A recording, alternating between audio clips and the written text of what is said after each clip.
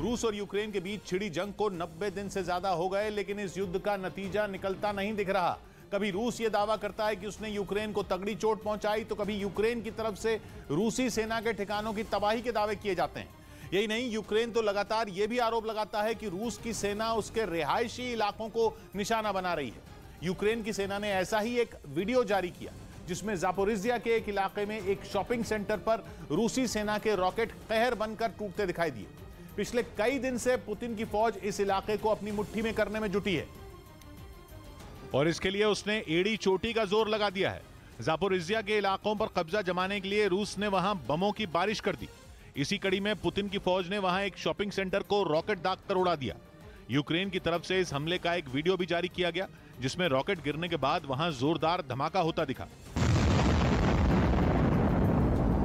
रूसी हमले का एक वीडियो शॉपिंग सेंटर में लगे एक सीसीटीवी कैमरे में भी रिकॉर्ड हो गया जिसमें रॉकेट गिरने के बाद वहां तबाही मचती नजर आई।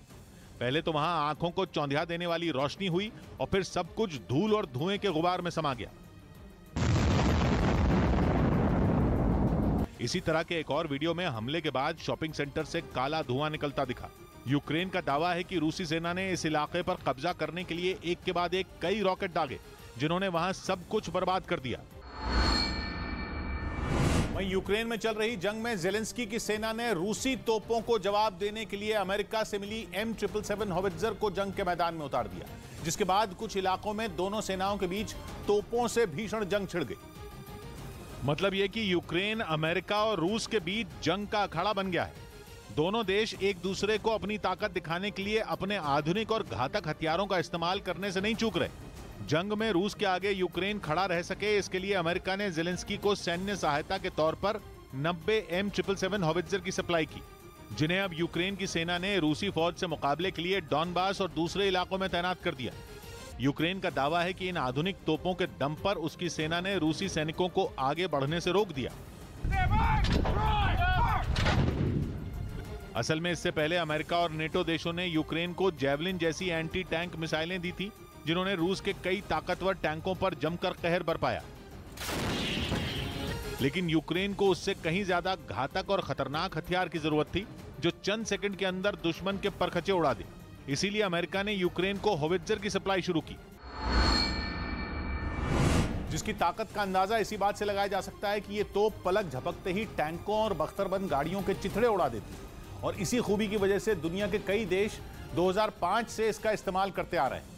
इसकी मारक क्षमता 21 किलोमीटर है, लेकिन जरूरत पड़ने पर इसे 30 किलोमीटर तक बढ़ाया जा सकता है। यही नहीं, इसमें अलग अलग तरह के गोले लोड किए जा सकते हैं जो किसी भी तरह के टारगेट को धूल में मिलाने की ताकत रखते हैं। इसमें लगा डिजिटल फायर कंट्रोल सिस्टम अपने टारगेट की पहचान कर उसे ध्वस्त कर सकता है। इसके साथ ही हल्का होने की वजह से इसे कहीं भी आसानी से ले जाया जा सकता है। यूक्रेन की तरफ से यह दावा किया गया कि जंग के मैदान में इस तोप की मदद से उसने रूसी सेना को कई इलाकों से पीछे धकेल दिया, लेकिन रूस ने भी अपनी तोप की ताकत दिखाई और यूक्रेन को अमेरिका से मिली कई होवित्जर को तबाह कर दिया। और उस खतरनाक तोप का नाम है 2S5 Janesynth-S। रूस का दावा है कि उनका यह ताकतवर हथियार जंग के मैदान में न सिर्फ M777 होवित्जर को तबाह करने में जुटा है, बल्कि यूक्रेन की सेना को तगड़ा नुकसान भी पहुंचा रहा है। इसका एक वीडियो भी रूसी सेना ने जारी किया जिसमें रूसी सैनिक इस घातक हथियार से दुश्मन के ठिकानों और अमेरिकी तोप पर दनादन गोले दागते दिखाई दिए। वीडियो में रूसी सेना की कई तोप एक इलाके में पेड़ों के बीच खड़ी नजर आईं। इसके बाद हमले के लिए इनमें बड़े बड़े गोले भरे गए और फिर इशारा मिलते ही इनसे ताबड़तोड़ हमले शुरू कर दिए गए। कुछ रोज पहले ही रूस के रिटायर्ड कर्नल मिखाइल खोदरनॉक ने दावा किया था कि जंग के मैदान में अमेरिका से मिली होवित्जर को चुन चुन कर निशाना बनाया जाएगा। इन हमलों के बाद रूस ने यह दावा किया कि उसकी सेना ने होवित्जर की एक यूनिट को तबाह कर दिया और इसी वजह से रूस ये दावा कर रहा है कि उसकी 2S5 Janesynth-S अमेरिकी होवित्जर से ज्यादा ताकतवर है, क्योंकि रूसी तोप 33 किलोमीटर तक दुश्मन को ध्वस्त कर सकती है, जबकि होवित्जर M777 की रेंज 30 किलोमीटर तक ही है। जंग के मैदान में अमेरिकी तोप 1 मिनट में 2 बार गोले दाग सकती है, जबकि रूस की तोप 1 मिनट में 5 से 6 गोले दुश्मन पर फोड़ सकती है। उधर रूस ने यूक्रेन के एक ठिकाने पर हमले का वीडियो जारी किया जिसमें उसके कई लड़ाकू हेलीकॉप्टर मिसाइलें ताज बरसाते दिखाई दी। रूस ने दावा किया कि उसके हमले में यूक्रेन की सेना की कई बख्तरबंद गाड़ियां तबाह हो गई और साथ ही रूस की सेना ने यूक्रेन के कई सैनिकों को भी मार गिराने का दावा किया। रूस की तरफ से जारी किए गए वीडियो में उसके बेहद खतरनाक लड़ाकू हेलीकॉप्टर का-52 का एक बेड़ा हमले की तैयारी करता दिखाई दिया। एक बेस पर खड़े हेलीकॉप्टरों में मिसाइलें लोड की गई। इसके बाद जैसे ही हमले के लिए हेलीकॉप्टर पूरी तरह तैयार हुए, उन्होंने वहां से उड़ान भरनी शुरू कर दी और यूक्रेन की सेना के ठिकाने के नजदीक पहुंचते ही रूस के लड़ाकू हेलीकॉप्टरों ने मिसाइलों की बारिश शुरू कर दी।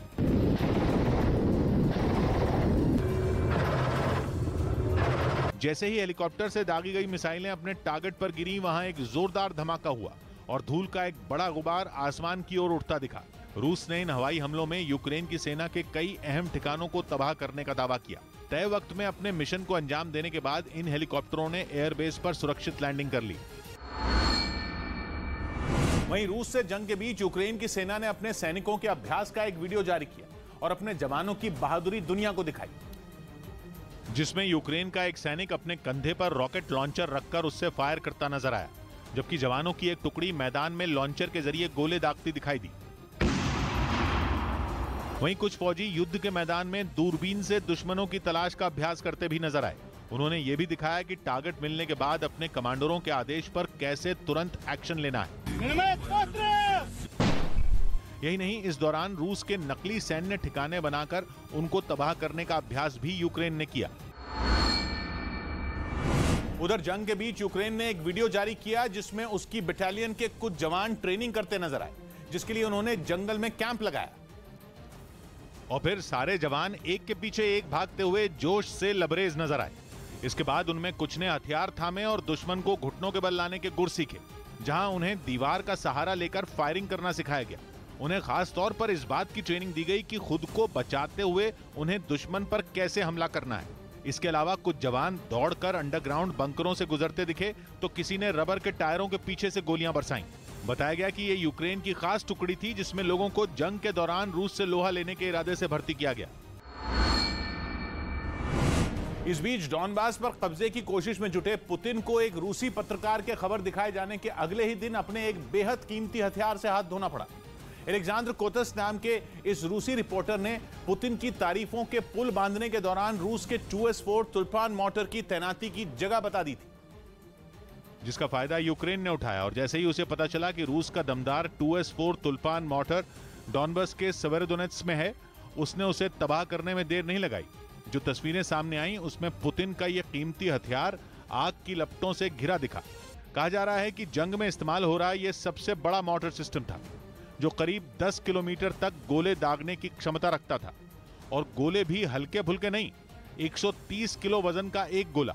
और यह वही मोर्टर सिस्टम है जिसकी तैनाती पहले मारियोपोल में थी, जिसे पुतिन ने रूसी पत्रकार अलेक्जेंडर कोतस के खबर दिखाए जाने के बाद खो दिया।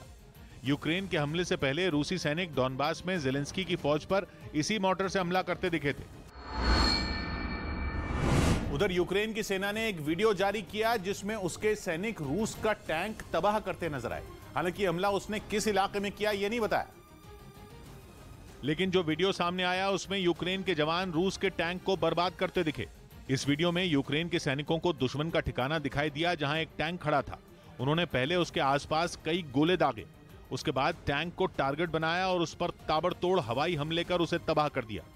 यह हवाई हमला इतना जोरदार था कि काफी देर तक आग के साथ धुएं का गुबार भी उठता दिखाई दिया। इस हमले में टैंक के साथ रूस का ठिकाना भी चपेट में आ गया और वो भी पूरी तरह बर्बाद हो गया। यूक्रेन की सेना ने दावा किया कि इस इलाके में रूस के कई और सैन्य ठिकानों को इसी तरह तबाह कर दिया गया। वहीं यूक्रेन जंग के बाद पहली बार चीन और रूस ने साझा हवाई अभ्यास किया। चीन और रूस की दोस्ती के बारे में सबको पता है। यूक्रेन युद्ध के बाद तो ये दोस्ती और पक्की हो गई, क्योंकि अमेरिका के लाख धमकाने के बावजूद शी जिनपिंग ने पुतिन का साथ नहीं छोड़ा। इतना ही नहीं, बाइडेन को जलाने के लिए दोनों देशों ने एक साथ हवाई अभ्यास तक कर डाला। रूस और चीन के दो लड़ाकू विमान एशिया पैसिफिक रीजन में एक साथ हवा में उड़े, जिसने अमेरिका की नींद उड़ा दी। कहा तो यह जा रहा है कि इस अभ्यास का समय सोच समझ कर तय किया गया, क्योंकि एक ओर जापान के टोक्यो में क्वाड के 4 सदस्य जुटे तो दूसरी ओर एशिया पैसिफिक रीजन के आसमान में चीन और रूस के लड़ाकू विमानों ने उड़ान भरी। मतलब यह कि इस अभ्यास की टाइमिंग क्वाड को परेशान करने वाली थी। क्योंकि माना जा रहा है कि चीन और रूस ने ऐसा अमेरिका, जापान और ऑस्ट्रेलिया को अपनी ताकत दिखाने के लिए किया। क्वाड में शामिल ये देश इंडो पैसिफिक रीजन में चीन को रोकने के लिए इकट्ठा हुए थे और समंदर में ड्रैगन की चालों को नाकाम करने की प्लानिंग कर रहे थे। लेकिन तभी चीन और रूस ने नहले पर दहला दे मारा और आसमान में अपना दम दिखा दिया। वैसे ये पहली बार नहीं है जब चीन और रूस ने ऐसा अभियान एक साथ किया है। इससे पहले 2019, 2020 और 2021 में भी उनके विमानों ने एक साथ लंबी दूरी की उड़ानें भरी थी। लेकिन कहानी में ट्विस्ट यह है कि अब तक ये अभ्यास वो साल के दूसरे हिस्से में यानी कि जून के बाद करते थे, लेकिन इस बार उन्होंने साल के शुरुआती महीनों में ये किया, वो भी तब जब बाइडेन की अमेरिका के राष्ट्रपति के तौर पर एशिया की पहली यात्रा थी। इसीलिए कहा जा रहा है कि चीन ने अमेरिका को चिढ़ाने के लिए जानबूझकर क्वाड सम्मेलन के दौरान अभ्यास किया, वो भी अमेरिका के जानी दुश्मन रूस के साथ। एक रिपोर्ट में दावा किया गया कि एशिया पैसिफिक रीजन में उड़ान भरते हुए रूस और चीन के लड़ाकू विमान जापान की वायु सीमा के करीब तक चले गए थे। जापान ने तो इसे रूस और चीन की उकसाने वाली हरकत तक बोल दिया, क्योंकि उसका कहना है कि चीन और रूस की इस एयर ड्रिल से माहौल और खराब हो गया। चीन पर लगातार ये आरोप लग रहा है कि वो इस इलाके में जमीन से आसमान तक अशांति फैलाने की चालें चलता रहता है। यूक्रेन जंग के बाद तो चीन ने समंदर में शांति भंग करने की पूरी तैयारी ही कर ली और कहा जा रहा है कि इसी वजह से उसके लड़ाकू विमान उड़ते उड़ते जापान सागर तक पहुंच गए, जिस पर जापान आग बबूला हो गया। वो पहले से ही कहता रहा है कि चीन की नजर उसके कई द्वीपों पर है। चीन का मानना है कि दक्षिण चीन सागर का जितना विवादास्पद क्षेत्र है वो उसका हिस्सा है। इसी वजह से चीन और रूस के साझा अभ्यास ने जापान को परेशान कर दिया। हालांकि रूस की ओर से यह साफ कर दिया गया कि यह साझा अभ्यास अंतर्राष्ट्रीय नियमों के तहत हुआ। В ходе выполнения задачи самолеты наших стран действовали строго в соответствии с положением международного права। लेकिन न जापान और न ही अमेरिका रूस की बात मान रहे हैं। यूक्रेन जंग के बाद तो अमेरिका ने वैसे ही रूस से हर मोर्चे पर दुश्मनी निभाने की कसम खा ली है। क्वाड के जरिए भी वो पुतिन को पस्त करने की ही प्लानिंग कर रहा है, लेकिन पर्दे के पीछे से। उधर यूक्रेन ने रूस पर हमले तेज करने के लिए फ्रांस से मिली घातक तोपों को भी जंग के मैदान में उतार दिया, जिनकी मदद से पूर्वी यूक्रेन में रूसी सेना पर किए गए हमले का एक वीडियो भी यूक्रेन ने जारी किया, जिसमें ज़ेलेंस्की के सैनिक फ्रांस की घातक सीजर होवित्जर को हमले के लिए सही पोजीशन पर ले जाते दिखे। इसके बाद उन्होंने तोप में गोले लोड किए और फिर दुश्मन के ठिकानों पर भीषण हमला बोल दिया। कुछ ही मिनटों में यूक्रेन के सैनिकों ने रूस के सैन्य ठिकानों को निशाना बनाकर कई गोले दागे और इन हमलों में रूसी सेना को तगड़ा नुकसान होने का दावा किया। इन तोपों के जंग के मैदान में उतरने के बाद रूसी सेना की टेंशन बहुत ज्यादा बढ़ सकती है, क्योंकि खबर है कि फ्रांस ने यूक्रेन को 12 सीजर होवित्जर मदद के तौर पर दी हैं, जिन्हें साल 2010 में फ्रांस की सेना में शामिल किया गया था। और ये तोप 1 मिनट में 6 गोले दाग सकती हैं, जबकि इसमें एक बार में 16 गोले लोड किए जा सकते हैं। इस तोप की मदद से करीब 40 किलोमीटर दूर मौजूद टारगेट को निशाना बनाया जा सकता है। उधर यूक्रेन युद्ध के बीच रूस की परमाणु मिसाइल ड्रिल से दुनिया सहम गई, क्योंकि पश्चिमी मीडिया ने इसे चंद मिनटों में अपने दुश्मनों को तबाह करने की रूस की रिहर्सल बता दिया, ताकि यूक्रेन की मदद कर रहे अमेरिका और पश्चिमी देशों पर दबाव बनाया जा सके। और दावा किया गया कि घातक परमाणु मिसाइलों की यह ड्रिल रूस के इवानवा इलाके में की गई, जिसका एक वीडियो ब्रिटेन के अखबार द सन ने जारी किया, जिसमें रूसी सेना एक जंगल के बीच से हाइपरसोनिक इंटरकॉन्टिनेंटल बैलिस्टिक मिसाइलों को ले जाती दिखाई दी। दावा है कि इस ड्रिल में रूस ने यार्स और टोपल एम जैसी खौफनाक मिसाइलों की ताकत को भी आजमाया, जो आवाज से करीब 20 गुना तेज रफ्तार के साथ दुश्मन पर टूट पड़ती हैं। और ये पुतिन के तर्कश में मौजूद ऐसी महाशक्तिशाली मिसाइल हैं जिनका जवाब फिलहाल अमेरिका के पास भी नहीं है, क्योंकि रूस का दावा है कि उनकी इन मिसाइलों को मार गिराने वाला एयर डिफेंस सिस्टम बना ही नहीं, और इनमें यार्स तो बेहद घातक थर्मोन्यूक्लियर मिसाइल है। मतलब ये उड़ान भरने के लिए परमाणु ऊर्जा का इस्तेमाल करती है। यही नहीं, इसकी रेंज 11,000 किलोमीटर है, यानी दुनिया के बड़े से बड़े शहर रूस की इस मिसाइल की जद में है। और तो और ये मिसाइल एक साथ 6 परमाणु बम लेकर उड़ान भर सकती है। इस परमाणु मिसाइल ड्रिल की टाइमिंग भी काफी अहम है, क्योंकि इस ड्रिल से कुछ दिन पहले ही उसने परमाणु बम दागने वाली अपनी सबसे ताकतवर मिसाइल सरमात का टेस्ट भी किया था। और करीब 14 मंजिला इमारत जितनी ऊंची इस मिसाइल की रेंज में भी दुनिया का हर कोना है। ये इतनी घातक है कि अमेरिका ने उसे शैतान नाम दिया है। और अब तो पुतिन के करीबी और रूस की स्पेस एजेंसी के प्रमुख दिमित्री रोगोजिन ने जल्द ही 50 सर्मात मिसाइलों को दुश्मन पर वार करने के लिए तैनात करने का दावा कर दिया। यही नहीं, उन्होंने अमेरिका और नेटो को चेतावनी दी थी कि अगर उनकी सर्मात मिसाइल चल गई तो एक बड़े महाद्वीप का आधा हिस्सा उड़ा सकती है और ब्रिटेन जैसे देश का तो एक ही वार में दुनिया के नक्शे से नामो निशान मिटा सकती है। वही खबर है कि रूस के साथ कंधे से कंधा मिलाकर यूक्रेन की जंग लड़ रहे चेचन कमांडर रमजान कादिरोव को हार का डर सताने लगा है। पुतिन के वफादार माने जाने वाले रमजान कादिरोव ने उनके एक इशारे पर जंग शुरू होते ही अपने लड़ाकों को मैदान में उतार दिया और उन्होंने कई बार दुनिया को यह दिखाने की कोशिश की कि उनके लड़ाके कितने बेरहम और खतरनाक हैं। इसके लिए कादिरोव ने कई बार ऐसे वीडियो का सहारा लिया जिनमें उनके लड़ाके यूक्रेन की सेना पर जोरदार हमले करते दिखाई दिए और ऐसे ही वीडियो के जरिए उन्होंने कई बार ये दावा भी किया कि उनके लोग कभी हार नहीं मानते।